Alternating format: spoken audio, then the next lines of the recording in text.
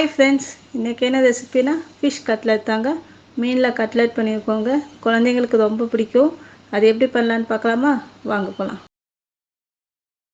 கடல் விரால் 500 கிராம் எடுத்துருக்கேங்க. ஏன்னா இந்த மீன் கொஞ்சம் முள் கம்மியாக இருக்குங்க.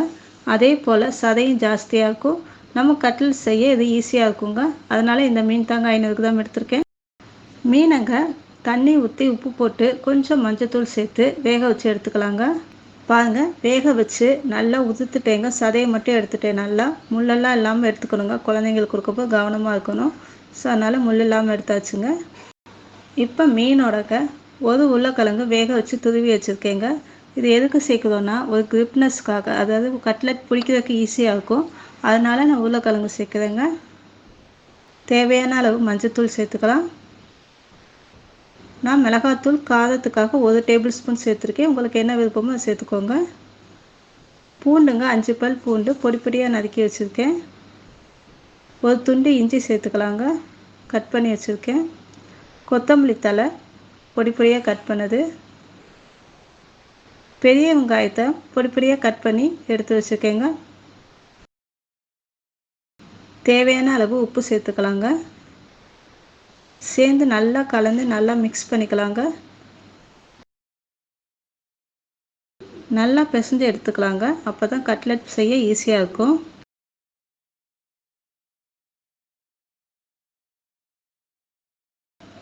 இப்போ டிசைனுக்காக ஹார்ட்டின் ஷேப்பை செய்யலான்ட்டு இப்போ அதெல்லாம் ஃபில் பண்ணிக்கிறேங்க.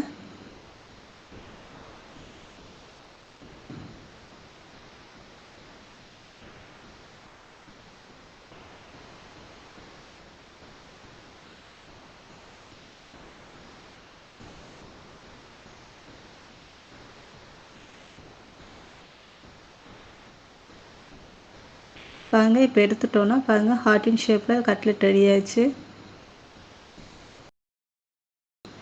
செஞ்ச கட்லெட்டுங்க. இப்போ பச்சரிசி மாவு எடுத்துருக்கேங்க. இது எதுக்குன்னா ஒரு கிறிஸ்பினஸ்க்காக வச்சாங்க. லைட்டாக பச்சரிசி மாவை மேலே அப்ளை பண்ணிக்கலாங்க. ரொம்ப கோட்டிங் வேணாங்க, லைட்டாக ஒரு கோட்டிங் கொடுத்தா போதும். இதே போல் எல்லாத்தையும் செஞ்சு எடுத்துக்கலாங்க. தவா ஹீட் ஆனோடனே எண்ணெய் சேர்த்துக்கலாங்க. நான் கடலை எண்ணெய் தான் சேர்த்துருக்கேன். எண்ணெய் சூடானோடனே கட்லெட்டை சேர்த்துடலாங்க.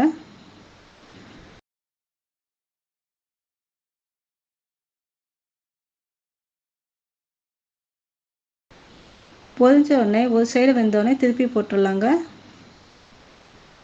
பாருங்கள், கட்லெட் ரெடி ஆயிடுச்சு. செஞ்சு பாருங்கள் ஃப்ரெண்ட்ஸ். பிடிச்சிருந்தா லைக் பண்ணுங்கள், சப்ஸ்கிரைப் பண்ணுங்கள், ஷேர் பண்ணுங்கள். உங்கள் ஃபீட்பேக்கை எனக்கு கமெண்ட்டாக கொடுங்க. தேங்க்யூ, பாய்.